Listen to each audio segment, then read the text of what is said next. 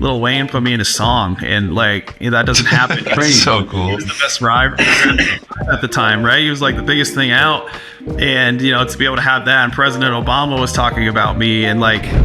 Welcome back to the Center Street Media. I'm Trevin Knell.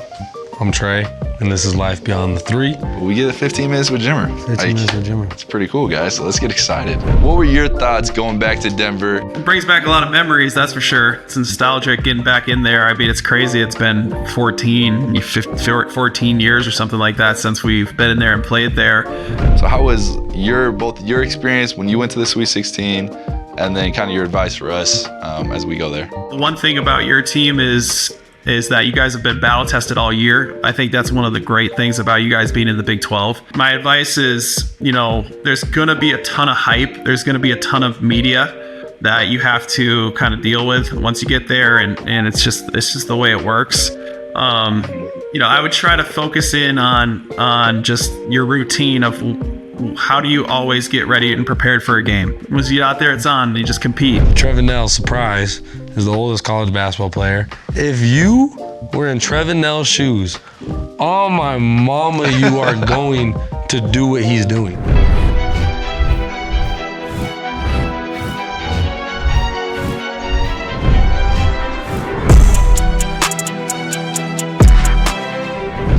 Welcome back to the Center Street Media. I'm Trevin Knell. I'm Trey, and this is Life Beyond the Three, and this is pretty much the last episode of the season. Last episode of the season. How you feeling, bro? I'm feeling great. What's new in your life? I mean, the Sweet 16, how sweet it is, Wait, what is that? All right. Oh, I'm kidding. Let's talk about how we got to the tournament. What were your initial thoughts when you saw our name pop up on the March Madness screen in the annex? Did I tell you Kahil Fennell, our coach last year, he texted me. He was like, you did not want to stand up. Because everyone stood up and I was just kind of chilling. I was excited about it, but I think it was one of those things where I was just really motivated. Because last year, obviously, I didn't get a play in it last year, but it was just one of those things where I was like, man, I really want to go make a mark in this tournament. Yeah. What about you? I mean, when I first saw our name pop up, it was a different feeling for me because obviously this was my third time going. But I had tremendous confidence. I feel like how we were at the beginning of the season to how we are now is a whole different team. I feel like we're battle tested, and it was just a crazy different vibe. Yeah, I feel like our vibe I was even telling my mom this, our vibe in the locker room, I feel like is genuine.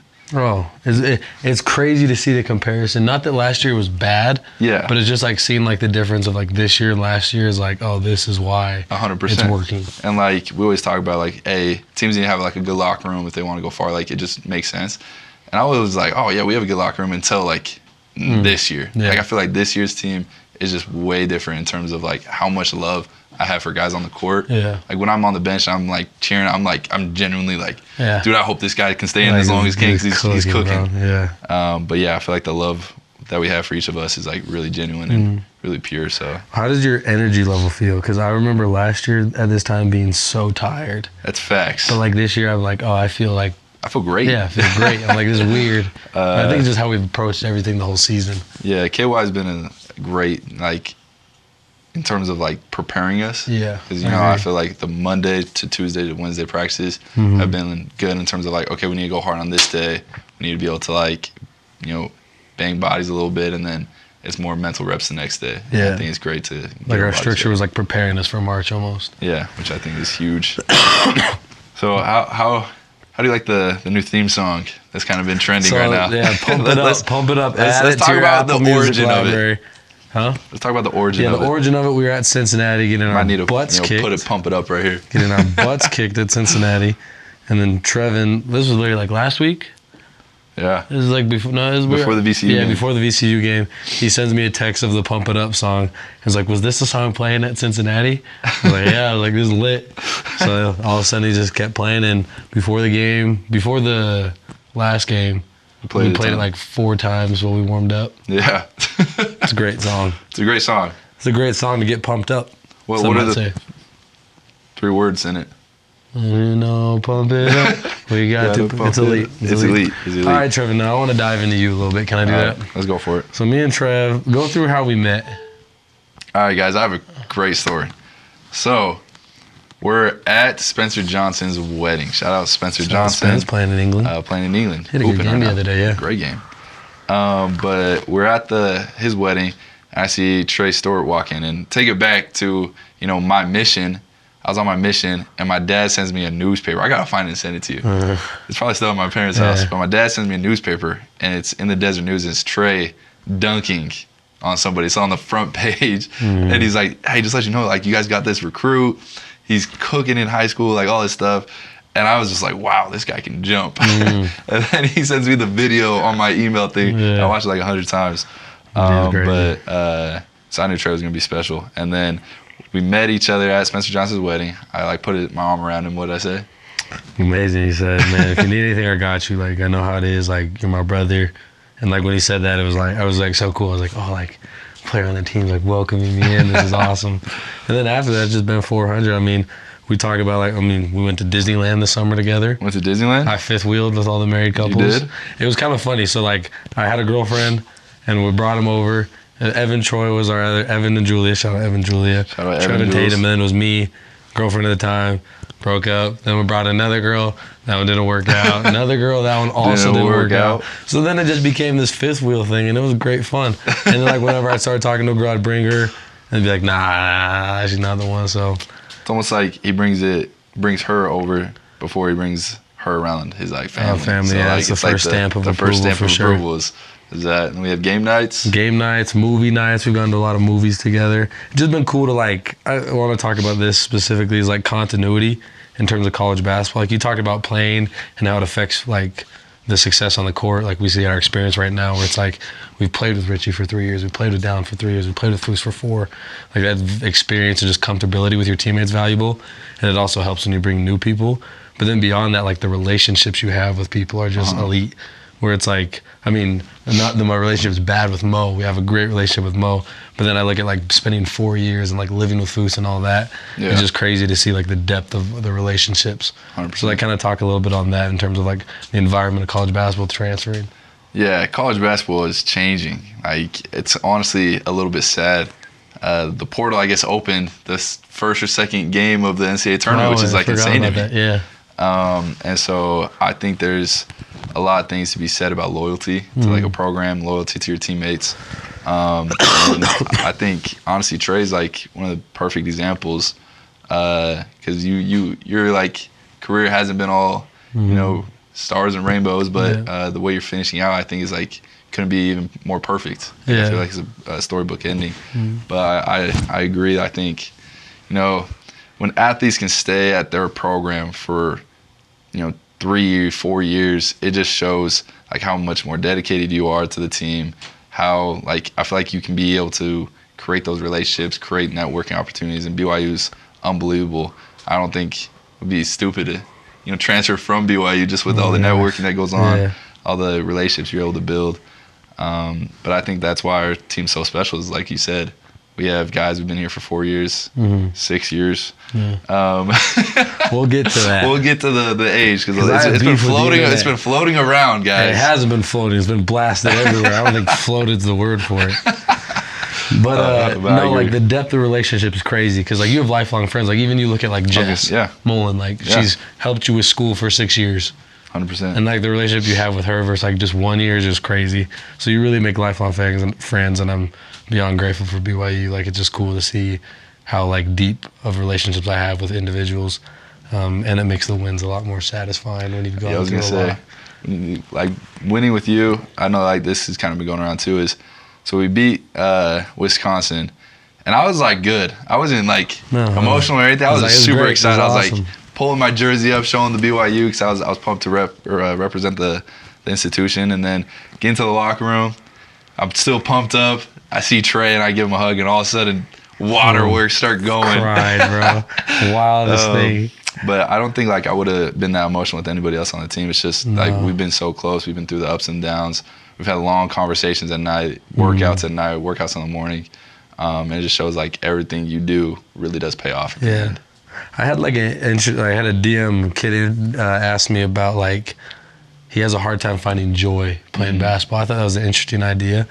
And I was telling him, I was like, the joy is not in the results, obviously. It's in the process.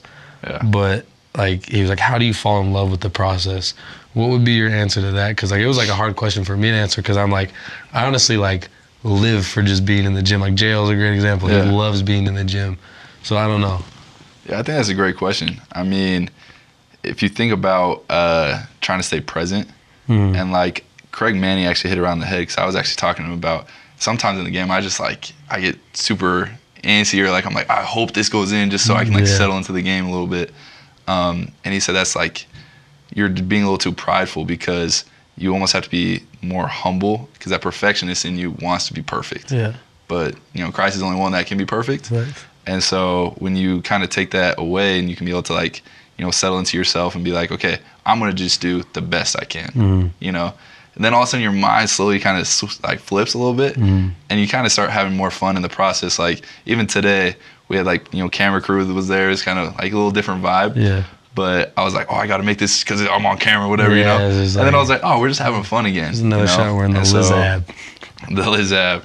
But I think when you pair that mentality with, you know, a teammate that you're willing to, like, literally die for, like, we really run through a brick wall for, I think that's when, like, true joy happens. Yeah, 100% agree. Like, even when we're going through that's a whole different episode. We can talk about conditioning before, back in the day. And, like, those days were really hard. I'm like, Spencer would get sick to his stomach just before conditioning. He was so nervous. Yeah, that is crazy when you think about it. He was sick before we even conditioned because he knew what we were doing. But yeah, I just remember, like, I got through those things because of my teammates, because of you, right? Yeah. And so I think that's where, like, that true joy comes from, when you kind of get outside of your own self and you start to look at, okay, I'm doing this with my brother. My brother's doing this with me. Yeah. And you can kind of, like, accomplish that together. And that's where it happens. That's one thing I've been very impressed with you is, like, your work with on the sports psychology side.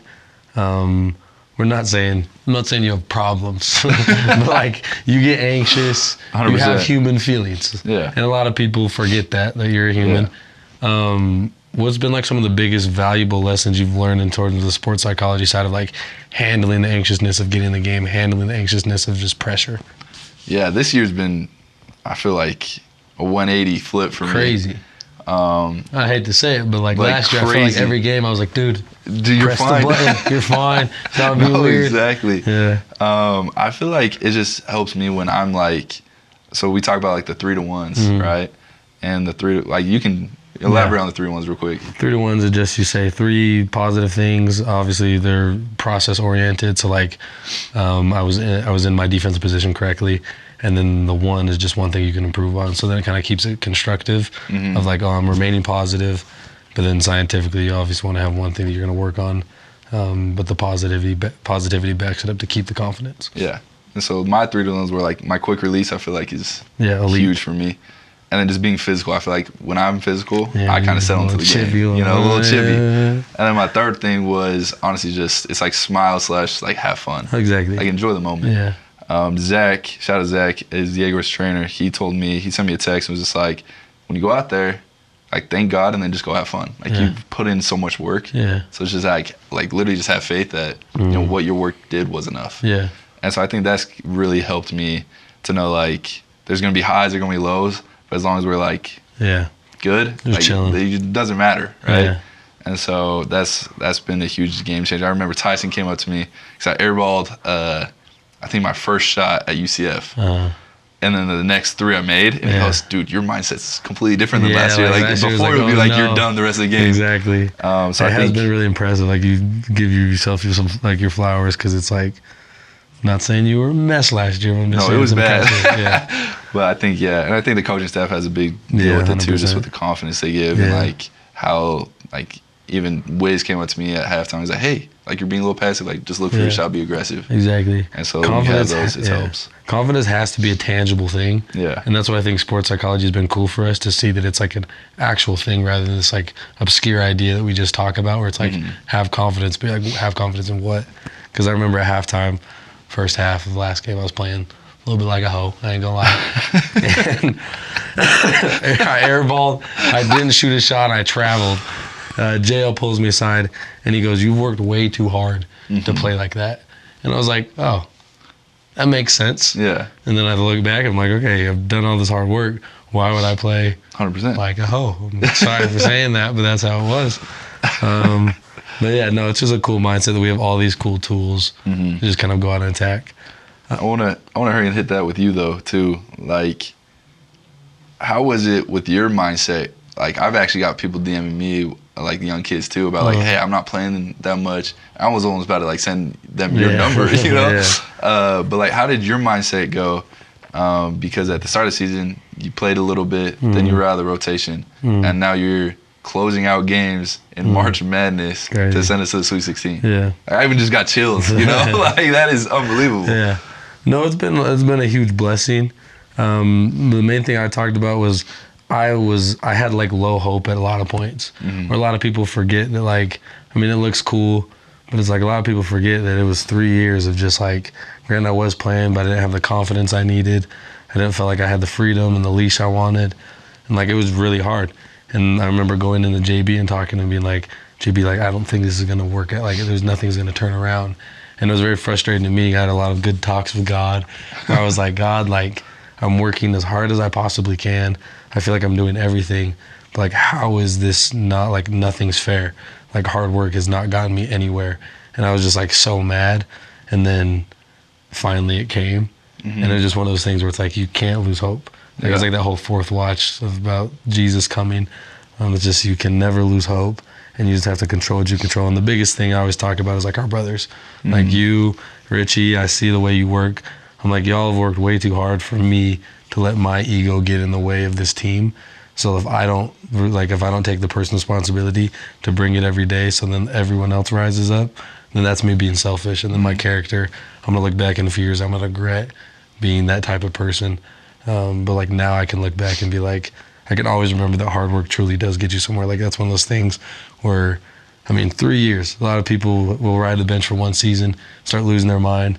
I rode the bench a lot in high school too. Like, people I didn't play. I played like 2 minutes a game my freshman year. Like, it's like I've done this many times. So like 3 years, just remember, like, it'll turn around. For 3.5 really. Like, it'll turn around. Like, just don't give up, don't lose hope, as the hope is really all you got. But yeah, crazy times. Well, I'm crazy proud of you. Like, every time I get on the interview, good man, I appreciate you. Every time I get on an interview, I'm like, no, you guys gotta, like, they need to do a story about Trey Stewart. It is remarkable. I feel like a lot of people I appreciate that. need to hear like your story, because just about hard work, hope, you know, stay in the course. Like, you didn't transfer. No. You stayed the course. You were here for us. And again, like, you're closing out games in March Madness. We can talk about something that's very prevalent with you. So Trevin Knell, surprise, is the oldest college basketball player. Everybody talks smack about it, and I'm gonna get on the stand. I'm gonna talk real quick. I'm gonna get on the stand and talk to all the people personally. If you were in Trevin Knell's shoes, oh my mama, you are going to do what he's doing. If you have the opportunity to continue to play the sport you love, make money to provide for your family, and have unlimited opportunities, you would pick it 10 times out of 10. Maybe 9 out of 10. Maybe some people would not choose that opportunity. When people are like, get a job already, do this, I'm like, he served 2 years. He gave 2 years of his life to his Lord and Savior, Jesus Christ. He got hurt. He got hurt again. I guess it was COVID, was the other one. But like, you'd be an idiot not to do his opportunity. So everyone who like makes fun of his age, I just wanted you to know, you're so mad at your life right now that you're not in his shoes playing the sport you love in the Sweet 16. That's just all I have to say on that. I appreciate that. But like, let's give me a round of applause real quick. How do you feel about it? Like, it's one of those things. Sorry. Sorry. Oh, you got choked up about way that. Too hot. It's one of those things that, like, I want you to talk about, like, from your perspective. It's got to be interesting, because like, all you can do is laugh at it.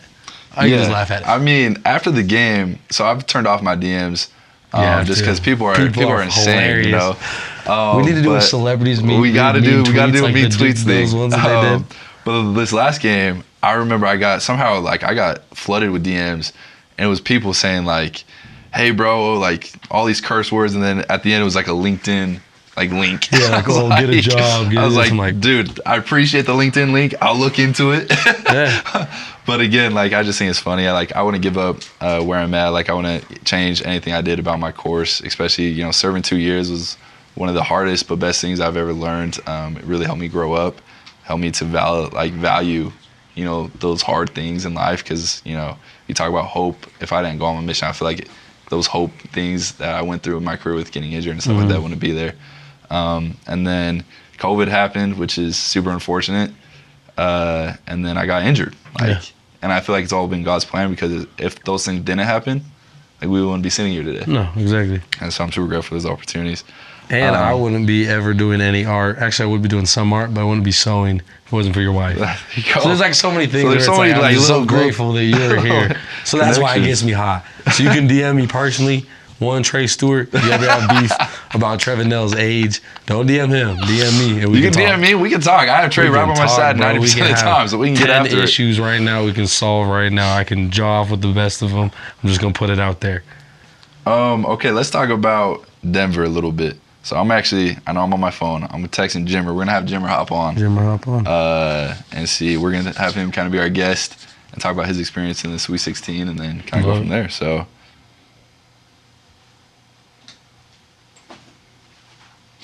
But yeah, how was it when you thought, we're getting Denver to start this magical run? We'd always do this in the WCC, just because like some fan bases of the teams we played were very bad, and ours was very good. That's fair. And traveled in California very well, but we'd always say home game. Home game. So I remember as soon as we got the Denver location, Trevin turns to me and goes, home game, because we know Cougar Nation travels. So it's special, bro. It's so cool. It was super cool, and I think it was cool to.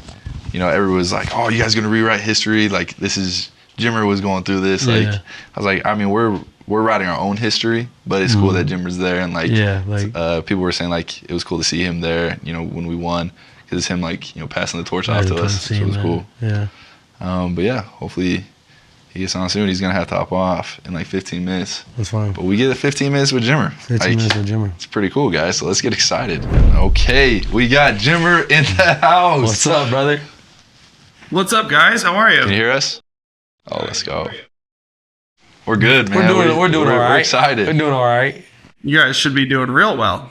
That's what you should be feeling. Good as you can feel, man. That's unbelievable. Pumped for you guys. Yeah. We wanted to personally thank you. So before we left, we actually were me and Trev got shots Monday night, and Jimmer was in there, and it was like such a great opportunity to just sit there and talk with you, and just like you've been there before. It was someone who just was like talking cool about it, just like, hey, this is Denver. Go have fun, play basketball. So like, really thank you for that. That was a big help to us, but definitely very cool to like be in that circle with you. No, it was great. It was great to chat with you guys. I'm glad I saw you guys before you left. And yeah, it was just one of those things where it's the exact same place. We went through the exact same thing. So it was just perfect timing, and happy to shed any knowledge or to shed some nerves, whatever it was, to be able to help out. But it was ultimately, obviously, I didn't do anything. I just cheered on the sidelines and had a good time while you guys went out and crushed it. So just was pumped for you guys, and excited about this week. I know you guys are preparing. You guys probably leave tomorrow to go out there. Tomorrow. Yeah. So you guys are ready. So I'm excited for that. Well, I want to hear you touch something. So. You talk about how you didn't do anything, but you actually you helped me a ton personally, because I remember before the game started, you said on Monday, you're like, hey, make sure you get a hard warm up in, make sure you start breathing hard, because it's a way to get your nerves out. It's a way to kind of settle into the game. And I remember, especially the game against Wisconsin, I was a little nervous, so I sprinted. I sprinted, and then it was sprinted half court. Kind of started breathing hard. I was like, okay, this is what Jimmer said. I'm going to be settled now. It literally went through my head. So I was like, oh, we're good. We're good. But yeah, we really appreciate just everything you've done. Not only for us, but all BYU. So. Yeah, that's also funny that you say you didn't do anything. Let's talk about the progression of BYU. Because talk a little bit about obviously BYU's had great resources, but the resources when you were there in terms of how you're able to work out and just seeing where it is now. I think it's got to be crazy.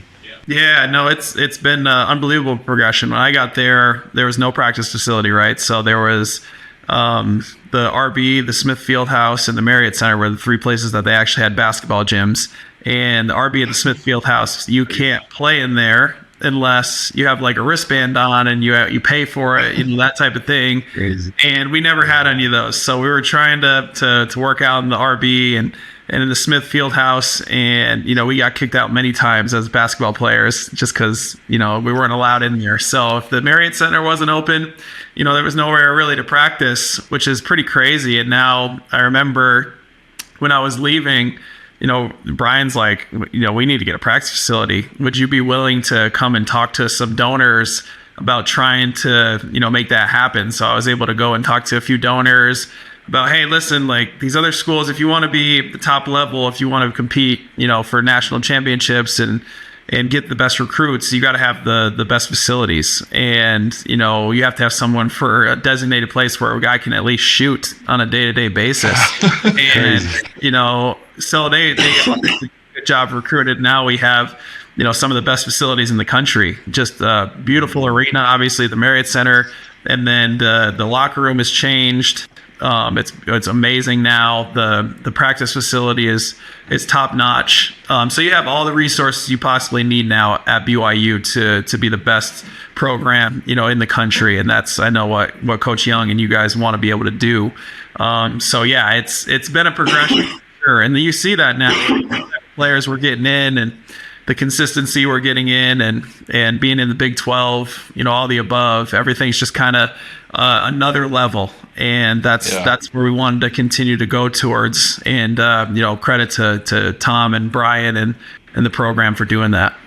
I have you said something that was crazy to me, absolutely insane. Trey's going through it ever since. I got asthma, bro. I came back from Denver. Ever since Denver was a little high for him, the elevator's a little much. I'm living. But you said how you I don't know if you want to even say this, but you made a deal, right, with the volleyball coach. Yeah. And 100%. There was nowhere to work out, but I was like, I got to work out somewhere. I want to work out my own game. So during the mornings, I got tight with the volleyball coach at that point, and mornings they had used 2 of their courts, 3 courts in the Smith Fieldhouse. So I was like, this court is empty. So I went to the volleyball coach and I was like, hey, listen, are you cool if I use that 3rd court and just practice on my own, shoot shots and get them up? And then if someone comes and tries to kick me out, will you just vouch for me and say, I can use that court and I'm part of the team, or whatever you need to say in order for me to do it? And Coach Olmstead was like, yeah, no problem. I can do that for you. And he let me do it. And I was just considerate, obviously when there was something, when they were trying to talk or something like that, I was not dribbling during that time period. But when they were practicing and doing that, I was making sure that I was getting grips in. So just making sure. I wish someone had a video. Any way that I could. That was the best way I knew how to do it. Yeah, that is awesome. That just shows, your hard work, your dedication, your problem solving, but that is super cool. This guy's dying still. Sorry, bro. I'm a mess right now. But I kind of want to talk and hit on, what were your thoughts going back to Denver? It's super cool. I know a lot of people were talking to us after we won the first game. Was like, oh, is history going to repeat itself? You guys are going back with Jimmer's year. I know that was super cool for us as athletes, playing, kind of reliving your days when you played. But how was that, revisiting Denver, revisiting your 2 amazing games there, and then going on to the Sweet 16? Yeah, man. It brings back a lot of memories, that's for sure. It's nostalgic getting back in there. It's crazy. It's been 14 years or something like that since we've been in there and played there. Obviously, I live in Denver, so it's my home, and it's 30 minutes up the road for me to be able to go to Ball Arena. And I've been to that arena, so many times since, because the Nuggets practice facilities in that arena, and I used to go work out with those guys during the summer all the time. But it didn't feel the same, right? Once I got into the arena for an NCAA tournament game, that's the first time I've ever watched an NCAA tournament game as a spectator. Right, so the energy is different. You're way more nervous as a fan than you are as a player, because you have zero control over anything, and so you're just kind of just hoping and yelling as much as you can and try to cheer you on. So, obviously everyone in the arena, whether it was a BYU fan, a Wisconsin fan, the Michigan fans, all the fans that were kind of in the stadium, if they recognized me, they would just be like, hey, I love the run. It was unbelievable. Thanks, for all that, the entertainment you provided for us, that type of thing, which was really cool to remember and think about the impact that we had during that season. And, that's what you guys are doing right now. And you're going to be able to look back on it at some point, not right now, but at some point, and be like, man, that was really cool. This was an unbelievable experience. And something that you have a brotherhood over forever, and you'll stay in contact with these guys for the rest of your life and be able to talk about going through the Sweet 16 and hopefully much, much more for you guys. It's always funny, like when it comes March time, like my feed just becomes like, oh, Jimmer throwbacks. And one of my favorite rappers, the other day I was listening to a song by him and he name dropped you. What is it like to, like, obviously it's not just March, but like randomly just like have like stuff pop up about you? Because me and Trev just talk about like the media, the noise, but like what is it like for you in the state of life you're in? Yeah, no, it's a lot of fun. This time of year is a lot of fun. You reminisce, you see it all the time, and people are always like, man, can you please get off of my feed? Like, I don't know what's going on. You're always this time of year, I'm seeing highlights after highlights or whatever it was.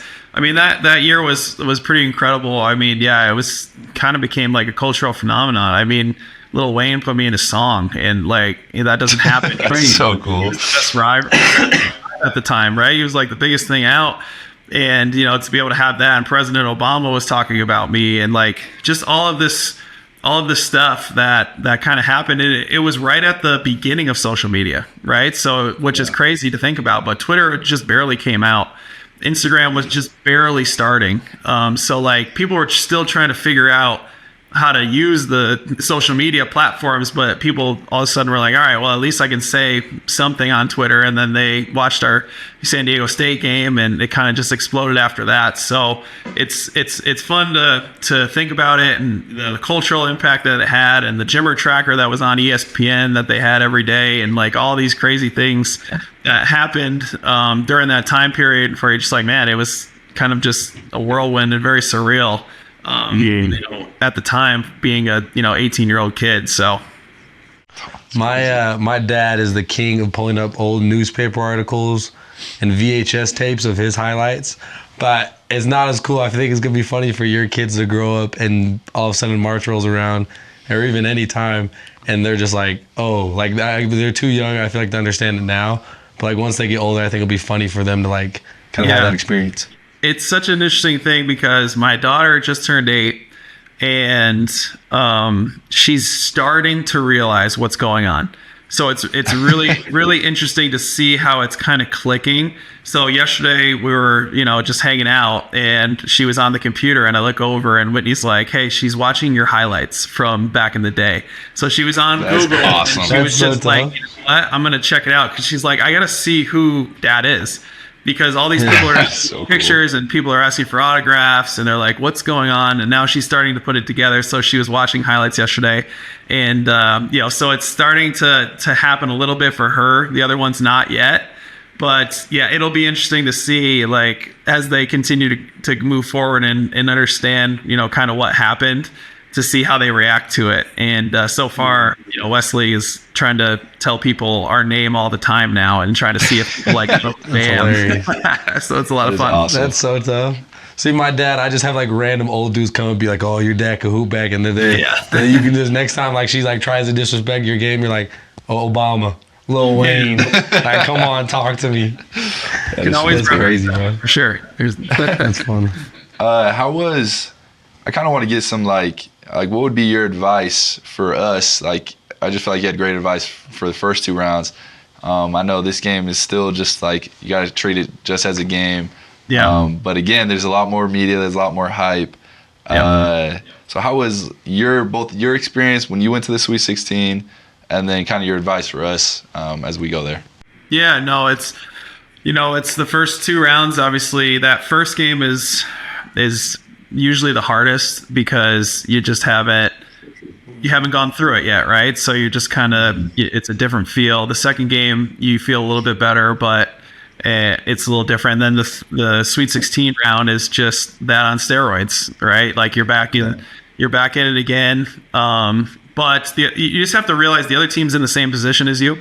The one thing about your team is is that you guys have been battle tested all year. I think that's one of the great things about you guys being in the Big 12 is you're playing against high level competition, like an Alabama type team, pretty much every night.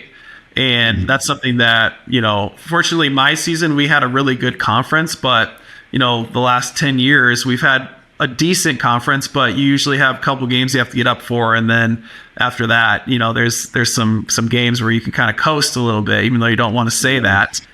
And now you're in it every single night. So having that, you're going to have that feeling again, like you were in the first game, for this against VCU. My advice is, there's going to be a ton of hype. There's going to be a ton of media that you have to kind of deal with once you get there. And it's just the way it works. I would try to focus in on just your routine of how do you always get ready and prepared for a game. If you can continue to focus in on that, and even if you talk to the coaching staff, you talk to the media, with people and say, hey, listen, this is what I want to do. This is how I want to prepare for the game. So if someone's asking me for something outside of that, I don't want to do it. And making sure that is the number one focus, is that game is the number one focus. So I think that's the biggest thing, because you will get a lot of more requests than you already are, I'm sure, than you have in the past. So making sure that's first. And then just, same thing. Just keep preparing for the game and make sure you get a good warm up in and just be ready. Once you get out there, it's on. Once you get out there, it's on. You just compete. And I know you guys are going to compete. That's what you guys have done all year. So it's been great to watch. Thank you. I actually love that. Great advice, man. Great advice. Well, we appreciate you hopping on. Just have so much gratitude and, just grateful for the relationship. Yeah, we're super grateful. Hey, we kind of do this thing every time. And so it's just like, what would be, like, you kind of give us advice. We're just asking so much advice right now. But what would be, like, your advice for young hoopers out there that is, like, you're trying to get to where we are, or even trying to get to, your level of playing both in the Olympics and, overseas and the NBA and all that. But what would kind of be your advice of trying to get and reach their goals? Yeah, for sure. I think one of the biggest things that my family did a really good job of was, not only, obviously there's a lot of people that work hard out there, right? There's a lot of people that say, hey, I'm the hardest worker, I'm in the gym the most, that type of thing. But if you're not enjoying what you're doing, then it really doesn't matter, in my opinion. So I think for me, trying to make the game fun and trying to make your workouts fun, but trying to make them something where it's competitive, where you're enjoying it, where it's not your dad or your mom saying, hey, Jimmy, you need to go practice today. It's like, hey, Dad, come practice with me because you want to do it, right? So find whatever it is that you're passionate about that makes you want to go out and do it on your own, whether that's basketball or something else. If you could find that type of passion, and then you're going to be the best version of yourself because you're going to put as much as you possibly can into it. So being able to make things fun from a young age and understanding, because there's going to be tough times when you go through basketball or whatever sport or whatever thing you're doing in your life. You're going to have tough times, and you have to think back on, okay, why do I love this? Why did I love this in the past? Okay, this is why. And you'll be able to pull from those moments and be like, okay, let's get back to that mindset. And if you can do that, then you're going to be, the best you could possibly be. So that's my best advice. And hopefully, people will try to find their passion. Ooh, wow. Amen. Thank you. We appreciate you hopping on. Yeah, appreciate you. We got to figure out how to get you to New Jersey. That's what I'm saying. We got to get you there somehow. Pick me up. I'll be there. So, well, appreciate you hopping on, Jimmer. I appreciate you guys. Listen, good luck, all right? Go crush it. Everyone's behind you guys. We believe in you. We're excited about it. Let's go out there and do it. And thanks for having me on. I appreciate you. We'll see you. All right, guys. The last thing he said was actually, like, it hit me because we literally talked about that just barely. I remember, like, I don't know, I think it was my sophomore year. I remember talking, and I was like, I just don't really love this game right now. It's hard sometimes. And so it's super important to find love in the game, make it fun, make your workouts fun. And I think that's why this year is super special, because it's so fun. We love each other and all that. So it was tied in everything. That was great. That was beautiful. Shout out to Jimmer. But kind of want to revisit you now. Oh. All right. Let's revisit Trey Stewart. We got a limited time, so let's make that one short. Just kidding. So first of all, how has it been, this year in terms of just like hooping? From probably midway through the season. How has it been with your nerves playing for the first time? I feel like when you first got in, your mindset was like crazy good because you casted it, shooting 50-something%. They actually came out with the stat. I won't say it because I'm superstitious. But you're shooting the ball really, really well, and it's just super fun to like see that confidence on the court. I remember Zach was saying one of you two are gonna hit a crazy big three in this tournament on a transition. Oh, I forgot he did say that. And so when you caught it and launched it, that's why I immediately was going like this, and I was so pumped. I immediately thought of that. That's crazy. I didn't even think of that. And so I was like super excited just because like we put in that work that night. Literally the exact same shot. Literally the exact same shot. Full speed. That's just crazy. And then 4 days later, it came to life. So I think it was just super unique. Yeah. No, it's like, I don't know, just the whole experience of just playing, not playing, like regardless. Obviously, first of all, my practice highlight tape is elite this year. Elite. Oh my gosh. That's where the real highlights are. Anyways, the dunk, yeah, that kind of helped my mentality. A big thing I remember last year, I was struggling with my shot, and I was always inspired the way Trevin would just let it go, because like that's one of the best things you do is just let it go. So I remember I was just like, shoot like Trevin. So that was a big thing that I worked on this summer, and that was one of my trigger phrases, funny enough. But yeah, just in terms of seeing hard work pay off is just very like, just the most satisfying thing ever. Like, you know how it is, like you work your butt off, and like we literally did that exact same shot in the game. So it's fun to be able to shoot with confidence. It's awesome. Now. It's fun to be able to shoot with confidence. It sucked before, not at all. People would grill me, screw everyone, grilling me online. Hey, if you have a problem with Trey, you can hit up my Instagram. It's Trevin Knell. I'm not the greatest shooter. His handle is Trevin Knell. Hit me up. Shooter. We'll have a long conversation. But I seen the messages of some people. I get it. But I believed in myself, and that's all that matters.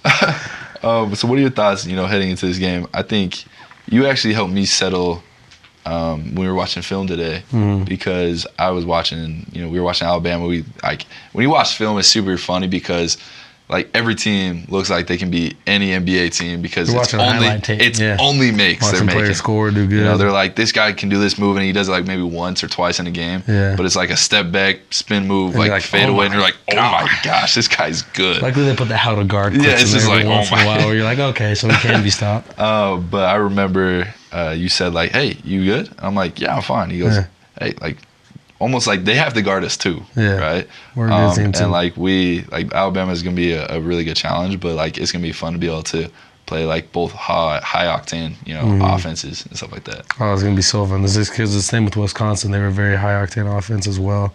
So that's why it was such an entertaining game. But along that, what you're saying is like you're looking at other people. Comparison is the thief of joy. Yeah, and it's like 100%. Been so wait, true. can you say that one more time? Comparison is the thief of joy. Come on. Oh my God. KY is funny. He says a couple things and you know it's nice when he says it twice. It's so true. Not all yellow jerseys are created equally. Let me say that again. He said it twice. I was like, oh, he was proud of that phrase. But it really is, like, in terms of competition, like, you just got to remember that you're a good player too. So yeah, I'm excited about this game. It'll be fun. Yeah, I think a lot of people are talking about expectations, before the season, even now. And KY even touched on it, and he was like, expectations are just limiting. And so 100%. I think that's awesome too, just like compare those two. But this game's going to be fun. Cougar Nation, pull up. If we can have another home court advantage, home court game in New Jersey, it's going to be awesome for us. And I think, it's going to be a ride. So last couple of questions I have, my final thoughts for Trey. So what would be your biggest lesson you think you've learned from like day one, like biggest lesson you've learned, playing basketball at BYU? It's hard to just pick one. First of all, God. You always got to have a relationship with God because that's going to be the one that drives you through everything. So always keeping God first. That's the main. I think it's just being present. Obviously working hard is important. All those other things are important. But like being present in the moment, saying, okay, what do I need to accomplish right now to get to where I want to be? Obviously you have big dreams. You have big goals when you first come to college. But there's so many stepping stones you have to make to actually get there. And being present is what will really get you to where you need to be. So I like that. yeah. What about you? Oof, my biggest lesson, I think like honestly how important the mental side of like sports or mental side of like your career is. Because you can go a million miles per hour and practice as hard as you possibly can, but if your mental isn't up there with your like work ethic, it just kind of you won't perform that well, right? No. And so I think that is huge. And like I always say, I always pray like, hey, like Heavenly Father, please help me to play well, just so I can get the opportunity to like just talk about Him, right? And so I think that's super unique that you said like God's like number one, because I remember long late night prayers that were like I feel like 30 minutes long, just trying to figure out life. But I think faith is huge, and when you go out there, like kind of what my whole mindset now is like thank Him and just go out there and hoop. Exactly. And so like whatever happens, happens. Wow. Okay, this is kind of a fun one. So you're just a defensive barrel-chested guard, right? That can shoot. That can shoot. Don't forget that. It's Cougar board. me and Trev, we can talk about Cougar board. We got beef with y'all. All right. Who is the toughest player you've ever had to guard? Ooh. I can't lie. Tanji was actually really hard to guard. Tough. He was oddly hard to guard. Now, he looked slow, but he was quick. Parker put it in a good way. He said he's an unethical hooper. Yes, or the way he scores, like he hooks. He just throws it up there sometimes. Got it. It's just kind of frustrating. I have all respect to Tanji. You're a great player. But just some of the way he scored. He get his body, Okay. Come on, man. So he was tough. But in my whole career. I feel you guarded hoopers. Yeah. Caleb Love was odd to guard because he moves at his own pace. It's true. So he was probably, Caleb Love was decent. He'd probably be the hardest. Yeah, just because it was just like slow, but he just got what he wanted. Yeah. So. Okay. Yeah. I like that. Okay, what's a behind-the-scenes moment that everybody, BYU fans, wouldn't know about you that you love? That I love? Yeah. Side song, like we know you so. Look at the hat, Wood and Grail. Shout out Wood and Grail. Wood and Grail, get your hat. We're actually dropping these. That I wouldn't know. It's just behind the scenes that like you think, oh yeah, that was a cool moment that I wish it would be cool if fans knew about or like saw. Oh, this is actually a good timing. So that's what you're getting at. So I dunked after the buzzer at the end of the last game. There we go. And that was good. That was great connection. Thank you. I knew we would get slow. There. So West Virginia, we were playing West Virginia. I had a similar fast break where I didn't even think twice about dunking. I was like, "Oh, dribble out, yay, we won." And who said you should dunk it? Some of our coaches, a few players. The main thing that got it was the coaches, Trevin. They're like, "Why did you dunk it? We thought you were gonna dunk it." I was like, "No, that's like it's not the right thing to do." Not the right thing to do. And one of our coaches was like, "Why wouldn't you do it? That would have been so sick." Mm-hmm. So then I said, "I'm holding you to that. If I ever do that and get in trouble, I'm putting it on you. So next time I get the opportunity, I'm gonna do it." So as soon as I got that ball, boy, I didn't even think twice. I said, "We're going off the glass with this one, and I'm throwing it down." Yeah. I personally, ran out of the court. I was just excited. I was like, wow, this was super cool. I had people, watching in, Lexington, for their March Madness. It was on the big screen, big arena scoreboard. And you could just hear the arena as soon as you threw it off the glass. Oh, going crazy. I've always dreamed of that. It was unbelievable. It was Dennis Smith Jr. against Duke. He stole the ball from Jason Tatum. The time was up. Dennis Smith Jr. probably got 5 times higher than I did on his dunk. You did get high, though. So tough. Dennis Smith Jr. just boom, and they beat Duke at Duke. So that is a moment that will go down, I think, in BYU history. That was great. That was fun. It was cool because as soon as you dunked it, there's actually a highlight that as soon as you dunk it goes black and white. Oh yeah. And it's you throwing up your jersey, Could you imagine if I missed it, bro? Like that. Funny. I need that video. But that was definitely a statement. I think that you made. That was super cool and again super unique and like awesome that you can be able to, you're in the round of 32, 13 seconds left, and you're the person that is on the court getting a stop, go down, toss it off the glass, Good one feeling, hand, man. dunk Good with feeling, authority. Man. Good feeling. So So when your kids, future kids. Chill, bro. You get a dog. Start thinking everybody's gonna have kids. When they find out, like they'll just be like, dude, that, like, you know, I know it's not Lil Wayne, but it's not Lil Wayne, but it's up there. Your 3 highlight tapes gonna be. Oh, okay. Last one. This is what we're gonna close on. My bad. I didn't mean to touch your hand like that. We were in practice. We were doing this drill. Everyone talks smack. Trevin never dunked. I never seen Trevin dunk. Oh, we threw it down today. Threw it down. I wouldn't say with authority. It was with authority. But it was like it wasn't like, oh, like a rim raiser. No, it was. It was like, nah, I'm here. So we replayed it. It was on a drill, so no one was guarding him, but it was still tough. So still was there. We gotta get that clip somehow. But yeah, that was tough. Love you, man. I just want to say I appreciate you. You talked the other day just about like talking more about God on the platforms that we have. That was really inspiring to me. So I just grateful God every day that me and you are good friends, and we had great careers at BYU and continuing on to get this win. We got what? 4 more games. 4 more games. 4 more games. Got to get to San Antonio. Yeah, you're right. My bad. Mass fan. Well, thank you guys so much. Thank you for tuning in.